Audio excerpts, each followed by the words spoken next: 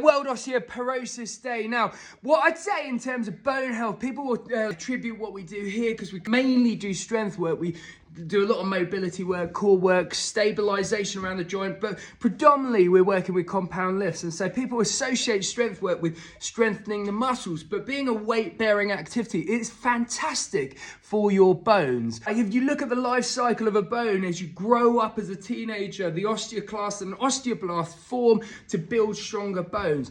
The reason I say this is because most people associate poor bone health with aging populations, but we're sleepwalking into a disaster. If you're anything like us, we've got an 8-year-old and 11-year-old, any chance they get, they're on a tablet, a phone, or sitting on their ass, as opposed to when we were young.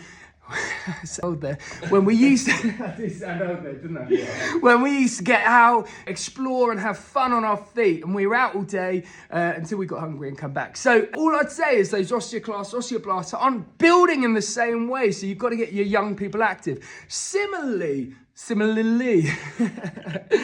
but when you get to a certain age, and I talked about it earlier this week in terms of menopause, bone health becomes more challenging.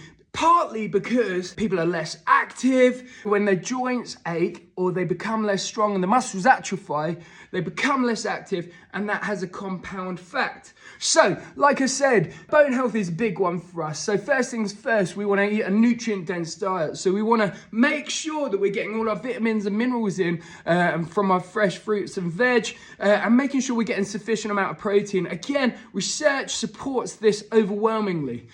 Second thing you want to do is do things that improve your bone density, like weight-bearing activity, like walking or strength training.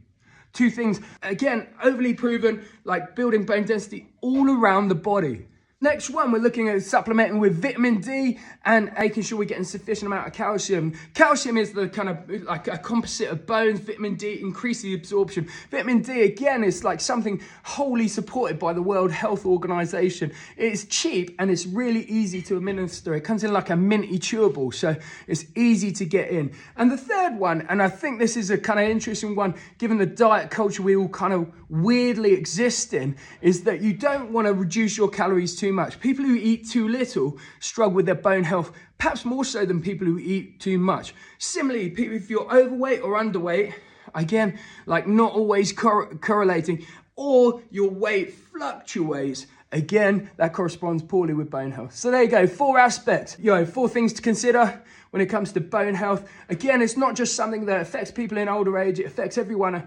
or it's something to consider at all ages. And I guess if you're in your 30s, 40s, now's the time to start putting things in place, learning how to strength train, learning how to move properly. And so as you go into later life, you're not struggling with the same things.